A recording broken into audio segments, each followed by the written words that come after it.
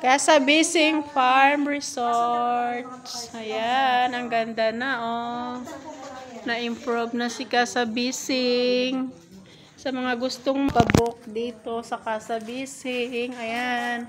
Ito yung swimming pool.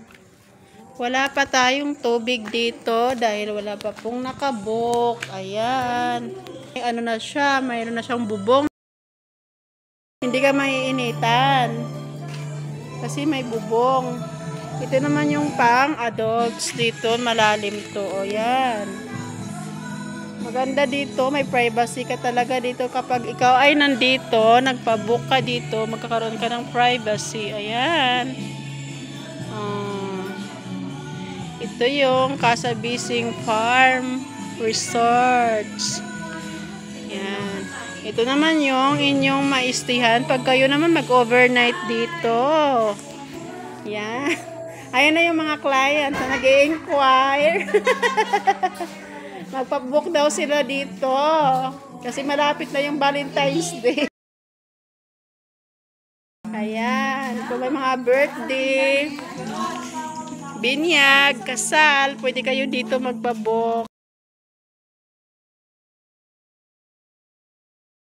Maganda dito. Ayan, kasi yung may-ari nito, very friendly. Kaya, maganda dito. Meron kayong privacy. Ayan. Ang Kasabising Farm Resort. Sa mga gustong magpabook dyan, sa Kasabising, PM nyo lang ako para ipapabook ko kayo dito.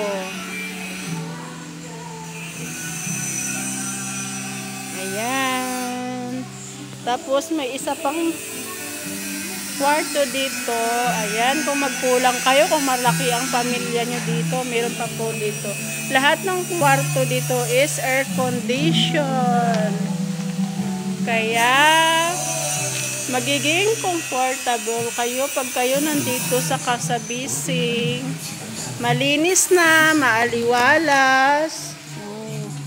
May free video okay, may free table and chairs. Ayan. Saan pa kayo? Ano pang hahanapin nyo? May free wifi. Ayan. Ayan, may 2 rooms din dito. Tingnan natin yung kwarto. Ito yung kwarto. Ay, madilim. Madilim. Ayan. Ang ganda ng room.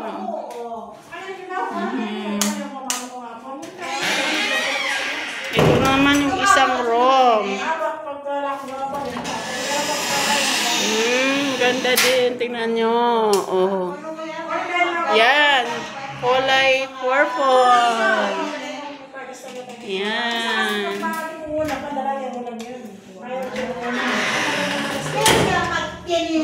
Kasabising. Ayan ang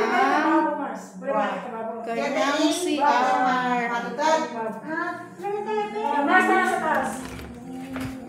Ito yung CR. Maganda. Diba? Ang ganda.